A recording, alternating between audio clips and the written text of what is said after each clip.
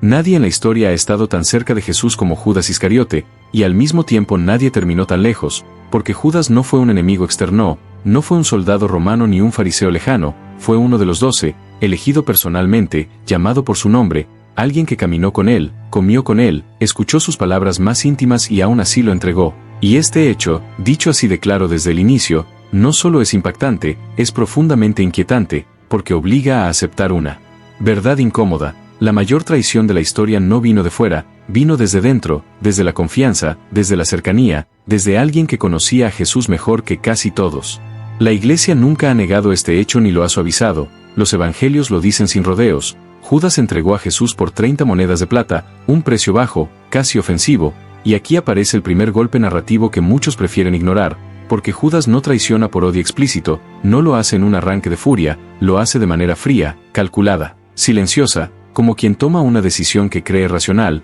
y esto lo vuelve aún más peligroso, porque no se trata de un villano caricaturesco, se trata de alguien común, cercano, elegido, alguien que pudo haber sido cualquier creyente que dejó que algo se rompiera lentamente en su interior. Desde el principio, Judas ocupa un lugar incómodo en el grupo, los evangelios lo señalan como el encargado de la bolsa, del dinero, no porque fuera torpe o inútil, sino porque tenía capacidad, confianza y responsabilidad, y aquí no se puede inventar nada. El texto sagrado lo dice con claridad, pero también deja entrever algo más, un apego creciente al dinero, una tensión interior que no se resolvió a tiempo, y este detalle es fundamental para entender su caída, porque la traición no ocurre de un momento a otro, no nace la noche del beso, se gesta lentamente, en silencios no hablados, en frustraciones acumuladas, en expectativas que no se cumplen. Judas esperaba un Mesías distinto, como muchos, un Mesías fuerte, visible, político, alguien que tomara el poder y derrotara a los enemigos, y cuando Jesús insiste en hablar de servicio, de cruz, de entrega,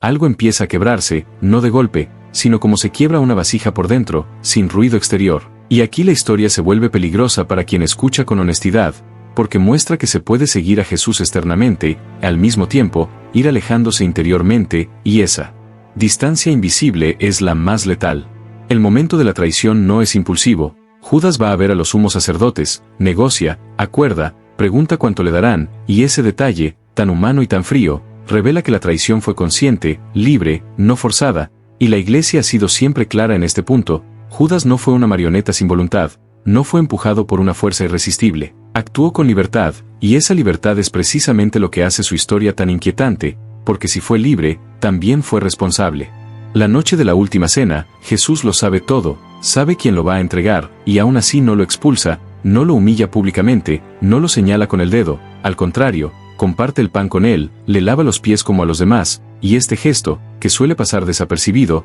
es una de las escenas más dramáticas del Evangelio, porque muestra que incluso en el momento previo a la traición, Judas sigue siendo tratado como amigo, como discípulo, como alguien digno de misericordia, y esto rompe cualquier lectura simplista de la historia. Cuando Jesús dice que uno de ellos lo va a traicionar, todos preguntan ¿soy yo? Y Judas también lo pregunta, y ese detalle es devastador, porque revela una conciencia dividida, una mentira que ya no se sostiene del todo, y sin embargo, cuando llega el momento final, Judas sale de la sala, y el Evangelio dice algo estremecedor, y era de noche, una frase breve, pero cargada de simbolismo, porque no solo habla de la hora, habla del estado interior de Judas, de una oscuridad que ya se ha instalado y que ahora lo envuelve por completo. El beso en Getsemaní no es un gesto cualquiera, es una señal acordada, íntima, cercana, un gesto de amistad usado como arma, y aquí la traición alcanza su punto más alto, porque Judas no entrega a Jesús desde lejos, lo hace acercándose, tocándolo, besándolo, y este detalle, tan conocido y tan repetido, sigue siendo uno de los más dolorosos, porque muestra hasta dónde puede llegar la distorsión del corazón humano cuando se rompe la coherencia interior. Hasta aquí, la historia podría quedarse en la traición, pero el verdadero núcleo de este relato no empieza ahí, empieza después, cuando Judas ve que Jesús ha sido condenado, y aquí ocurre algo que la Iglesia nunca ha negado y que muchos ignoran. Judas se arrepiente, el Evangelio de Mateo lo dice claramente, Judas siente remordimiento, devuelve las monedas, confiesa que ha entregado sangre inocente, y este punto es crucial, porque rompe la idea de un traidor frío y sin conciencia. Judas no celebra, no huye para disfrutar su dinero, no se esconde satisfecho, se quiebra. Aquí aparece el segundo gran golpe narrativo, y es uno de los más difíciles de aceptar. Judas reconoce su pecado, pero no logra transformarlo en esperanza, su arrepentimiento no se convierte en confianza, se convierte en desesperación, y esta diferencia, tan fina y tan profunda, es clave en la enseñanza de la Iglesia, porque no todo arrepentimiento salva. El arrepentimiento necesita abrirse a la misericordia, y Judas, por razones que los evangelios no explican del todo, no da ese paso. Cuando los sumos sacerdotes lo rechazan y le dicen que su problema no es asunto de ellos, Judas queda completamente solo, sin refugio humano, sin apoyo, sin nadie que lo sostenga, y aquí la historia se vuelve brutalmente humana, porque muestra a alguien aplastado por el peso de su culpa, alguien que ya no ve salida, alguien que ha perdido la capacidad de esperar. Y esta soledad absoluta es el verdadero abismo en el que cae Judas. La Iglesia no se recrea en detalles morbosos, pero no oculta el final. Judas muere, y las Escrituras lo describen con palabras duras, confusas, perturbadoras, se ahorca, cae, su cuerpo se destruye, y esta muerte, tan distinta a la de los mártires, tan distinta a la de los santos, se convierte en una de las muertes más oscuras del relato bíblico. No porque Dios lo castigue explícitamente, sino porque es el resultado de una desesperación sin esperanza. Aquí es donde la Iglesia guarda silencio, un silencio deliberado y prudente, porque nunca afirma cuál fue el destino eterno de Judas, no lo canoniza, pero tampoco lo condena oficialmente, y este silencio no es cobardía, es enseñanza, porque deja la historia abierta como advertencia, no como sentencia, mostrando que el mayor peligro no es el pecado en sí, sino la incapacidad de creer que la misericordia sigue siendo posible incluso después de caer. En este punto del relato, muchos se preguntan por qué Judas no buscó a Jesús como lo hizo Pedro, por qué no lloró amargamente y esperó, y esa pregunta, que no tiene respuesta definitiva, es precisamente lo que mantiene viva esta historia, porque no se trata de juzgar a Judas desde arriba, se trata de mirarlo como espejo, como advertencia, como posibilidad humana real. Y aquí la narración empieza a tocar algo mucho más cercano de lo que muchos quisieran admitir. Si Judas, elegido, cercano, testigo de milagros, pudo caer así, nadie está completamente a salvo de una ruptura interior, y este es el mensaje incómodo que empieza a emerger con fuerza, porque la traición de Judas no es solo un episodio del pasado, es una posibilidad humana permanente, y su muerte, lejos de ser un detalle secundario, se convierte en el centro de una advertencia silenciosa que todavía no se ha dicho del todo, porque entender por qué su final fue tan oscuro exige mirar de frente. Algo que muchos evitan, la diferencia entre el arrepentimiento que salva y la culpa que destruye, una diferencia que ahora empieza a revelarse con toda su crudeza cuando dejamos de mirar a Judas solo como el traidor del Evangelio y comenzamos a mirarlo como un hombre real, aplastado por una culpa que no supo entregar a la misericordia. Después de devolver las monedas y escuchar el rechazo frío de los sumos sacerdotes, Judas queda completamente solo, y este detalle no es menor, porque la soledad es el terreno donde la culpa sin esperanza crece hasta volverse insoportable, no hay palabras de consuelo, no hay comunidad, no hay alguien que le recuerde que incluso después de una caída grave todavía existe la posibilidad del perdón,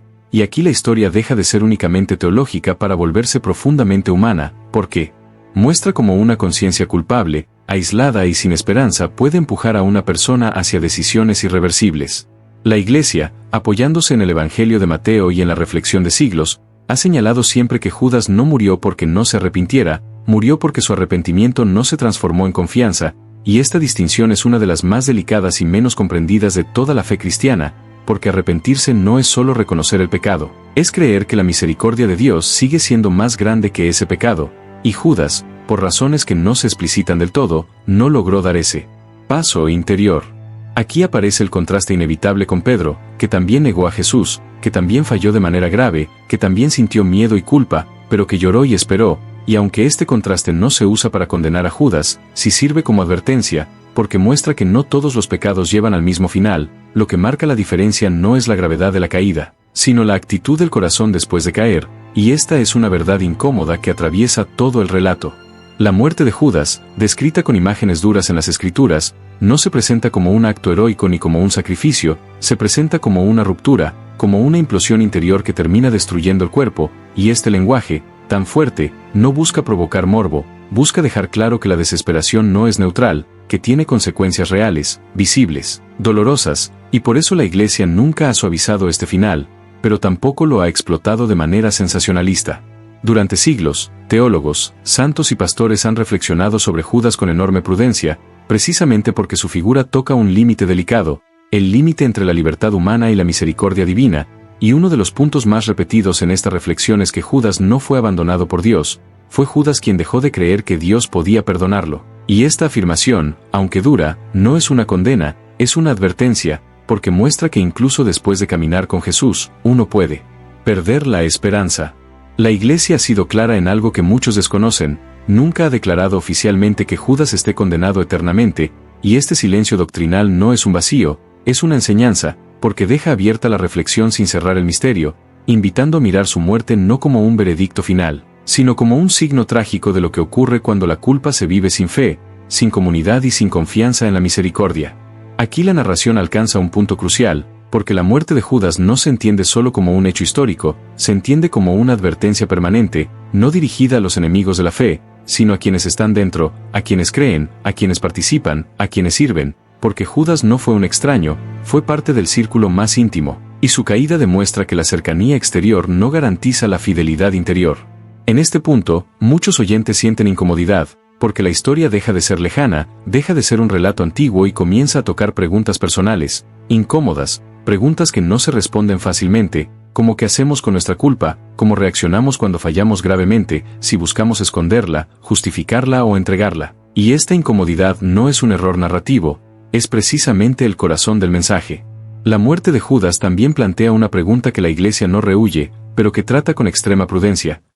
¿Hasta dónde llega la misericordia de Dios? Y la respuesta oficial no se da en forma de sentencia, sino de invitación, porque mientras la misericordia de Dios es infinita, la libertad humana es real, y el drama de Judas se sitúa exactamente en ese cruce, donde la misericordia estaba disponible, pero la esperanza se perdió. Este punto es especialmente importante para la audiencia adulta, porque muestra que el mayor peligro no siempre es el pecado visible, sino la desesperanza silenciosa, esa que se instala poco a poco, que convence a la persona de que ya no hay salida, de que el error cometido define toda la vida, y esta lógica, que hoy se vive en tantos contextos modernos, ya estaba presente en la historia de Judas, convirtiéndolo en una figura trágicamente actual. La Iglesia, al presentar la muerte de Judas, no busca provocar miedo paralizante, busca provocar vigilancia interior, porque su historia enseña que nadie está tan lejos como para no necesitar misericordia, pero tampoco nadie está tan cerca como para no necesitar humildad, y esta tensión es la que mantiene viva la enseñanza, evitando tanto la condena fácil como la justificación superficial.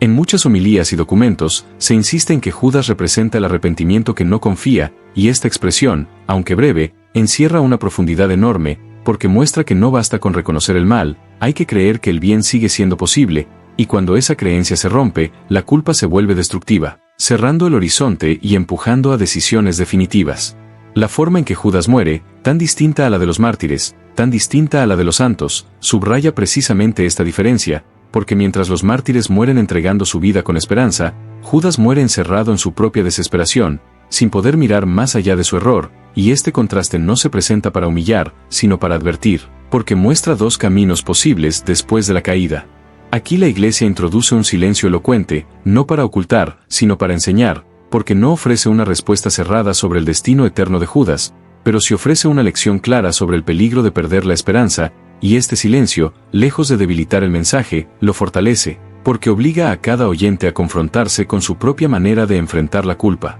La muerte de Judas, entonces, no se convierte en un espectáculo, se convierte en una pregunta abierta, una pregunta que atraviesa los siglos y llega hasta hoy, preguntando qué hacemos cuando fallamos, a quién acudimos cuando la culpa pesa, si buscamos la misericordia o si nos encerramos en el juicio interior, y esta pregunta, aunque incómoda, es profundamente pastoral, porque apunta al corazón de la vida cristiana. A medida que avanzamos en este relato, se vuelve cada vez más claro que la muerte de Judas no se puede reducir a un hecho aislado, es el resultado de un proceso interior, de decisiones acumuladas, de silencios no hablados, de una esperanza que se fue apagando poco a poco, y entender este proceso es clave para no repetirlo, para reconocer las señales antes de que sea demasiado tarde. Aquí es donde la historia empieza a adquirir un peso aún mayor, porque deja de ser solo la historia de Judas y se convierte en un espejo incómodo que refleja nuestras propias luchas, nuestras propias culpas, nuestras propias tentaciones de desesperanza, y este espejo no acusa, pero sí interpela, porque muestra que el camino hacia la oscuridad no siempre comienza con grandes traiciones, a veces comienza con pequeñas rupturas interiores. La Iglesia, al conservar este relato sin adornos ni justificaciones, ofrece una enseñanza durísima pero necesaria, porque recuerda que la fe no es solo creer cuando todo va bien, es sostener la esperanza incluso cuando se ha caído, incluso cuando el error parece demasiado grande, y Judas, al no lograr sostener esa esperanza, se convierte en una advertencia viva. En este punto del relato, la tensión no disminuye, Al contrario, se profundiza, porque todavía queda algo esencial por decir, algo que conecta directamente la muerte de Judas con nuestra vida actual, algo que explica por qué esta historia sigue siendo tan perturbadora y tan actual, porque mientras no se entienda plenamente la diferencia entre culpa y arrepentimiento, entre desesperación y esperanza, el drama de Judas seguirá repitiéndose de formas distintas, y es precisamente ahí, en esa frontera delicada, donde la historia aún no ha terminado y donde se abre el último tramo de este relato, el más directo, el más incómodo y el más personal de todos. Porque cuando la muerte de Judas deja de analizarse como un episodio antiguo y comienza a mirarse como una advertencia viva, la pregunta ya no es qué le pasó a él, sino qué hacemos nosotros cuando la culpa toca a la puerta y exige una respuesta. La Iglesia ha insistido siempre en que la tragedia de Judas no consiste únicamente en la traición ni siquiera en su muerte, sino en la pérdida de la esperanza, porque mientras el pecado puede ser perdonado, la desesperación cierra la puerta desde dentro, y este matiz, tan fino y tan decisivo, es el que convierte la historia de Judas en una de las más perturbadoras del Evangelio, no por lo que dice de él, sino por lo que revela del corazón humano cuando se convence de que ya no hay salida. Aquí es donde el silencio doctrinal se vuelve enseñanza, porque la Iglesia no sentencia el destino eterno de Judas, no lo declara condenado ni lo presenta como ejemplo a imitar, lo deja en ese espacio incómodo donde la libertad humana y la misericordia divina se cruzan sin resolverse del todo, y ese silencio obliga a mirar la historia con humildad, sin usarla para señalar a otros, sino para examinarnos a nosotros mismos. La muerte de Judas, tan distinta a la de los mártires, tan alejada de la serenidad de los santos, expone una verdad que duele aceptar. Se puede reconocer el mal cometido y aún así perderse si no se cree que el perdón es posible, y esta verdad no pertenece solo al mundo bíblico, pertenece a la experiencia humana de todos los tiempos, porque la desesperanza sigue siendo hoy una de las fuerzas más destructivas, silenciosas y extendidas. Por eso la Iglesia, al enseñar sobre Judas, no se centra en describir con detalle morboso su final, se centra en advertir sobre el proceso interior que lo condujo hasta allí, un proceso que comenzó mucho antes de la noche del beso, que se alimentó de silencios, de frustraciones no expresadas, de expectativas rotas y de una relación con Dios que dejó de ser confiada para volverse calculadora, y este proceso, cuando se lo observa con honestidad, resulta inquietantemente familiar. La figura de Judas incomoda porque rompe la falsa seguridad de que estar cerca de lo sagrado garantiza la fidelidad, y esa incomodidad es necesaria, porque recuerda que la fe no es una posición fija, es una relación viva que puede deteriorarse si no se cuida, si no se alimenta con verdad, humildad y confianza, y cuando esa relación se quiebra, la culpa encuentra un terreno fértil para crecer sin control. Aquí la Iglesia propone, sin decirlo de manera explícita, una comparación que atraviesa todo el relato: Judas y Pedro, dos caídas graves, dos conciencias heridas, dos respuestas distintas, no para condenar a uno y exaltar al otro, sino para mostrar que la diferencia decisiva no está en el tamaño del pecado, sino en la dirección del corazón después de caer. Una lección que resulta esencial para comprender la vida cristiana en su profundidad real, no idealizada. La muerte de Judas, entendida desde esta perspectiva, deja de ser un dato escabroso y se convierte en una advertencia pastoral, porque señala el peligro de encerrarse en el propio juicio, de creer que el error cometido define toda la existencia, de aceptar la voz interior que dice que ya no hay perdón posible,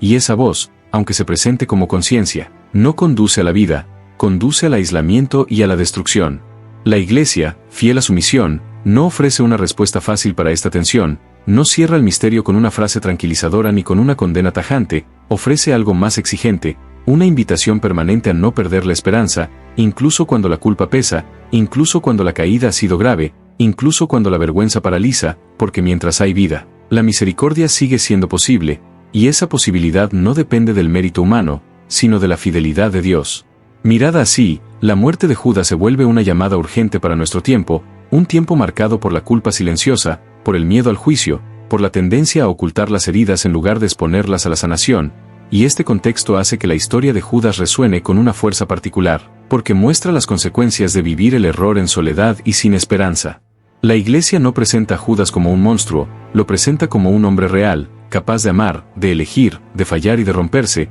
y esta humanidad es precisamente lo que hace su historia tan inquietante, porque no permite mirarla desde una distancia cómoda, obliga a reconocer que el drama de Judas no es ajeno a la condición humana, que sus tentaciones, sus silencios y su desesperación pueden reproducirse de formas distintas en cualquier época. Aquí es donde la enseñanza se vuelve más directa y más personal, porque la pregunta ya no es si Judas fue perdonado o no, una pregunta que la Iglesia deja abierta: sino si nosotros creemos realmente en la misericordia cuando fallamos, si buscamos el perdón o si nos encerramos en la culpa, si aceptamos la posibilidad de levantarnos o si nos convencemos de que ya no vale la pena, y estas decisiones, aunque parezcan pequeñas, tienen consecuencias profundas. La muerte de Judas, entendida correctamente, no invita al miedo, invita a la vigilancia interior, a no dejar que la culpa se transforme en desesperanza, a no permitir que el error cierre el horizonte, y esta invitación no es abstracta, es concreta, porque se juegan decisiones diarias, en la forma de enfrentar los propios límites, en la manera de buscar ayuda, en la disposición a confiar incluso cuando todo parece perdido.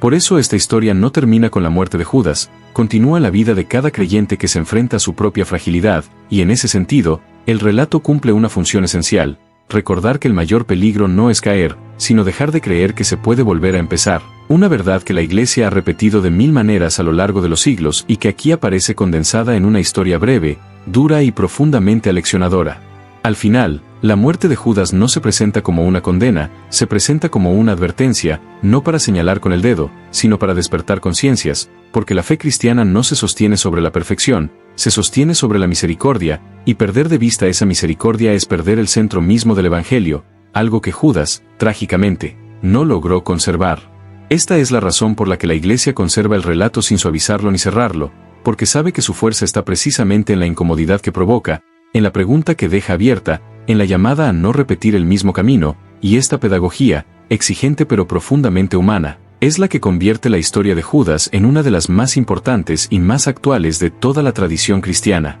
Si esta historia te ha incomodado, si te ha hecho pensar, si ha tocado fibras que preferías no mover, no es casualidad, porque la muerte de Judas no está ahí para ser observada desde lejos, está ahí para recordarnos que la esperanza no se negocia, que la misericordia no se cancela y que ninguna caída, por grande que sea, tiene la última palabra mientras exista la posibilidad de volver a confiar. Y ahora, antes de cerrar, la pregunta final no es sobre Judas, es sobre nosotros, sobre cómo enfrentamos la culpa, sobre a quién acudimos cuando fallamos, sobre si creemos realmente que el perdón es más fuerte que el pecado, porque de esa respuesta depende no solo la comprensión de esta historia, sino la forma en que vivimos nuestra propia fe cada día. Si este contenido te ayudó a entender mejor una de las historias más duras del Evangelio, si te hizo reflexionar y mirar tu vida con más honestidad, te invito a suscribirte al canal, a dejar tu comentario y a compartir este video con alguien que lo necesite, porque estas historias no están hechas para el morbo vacío, están hechas para despertar conciencia, fortalecer la fe y recordar que incluso en la oscuridad más profunda,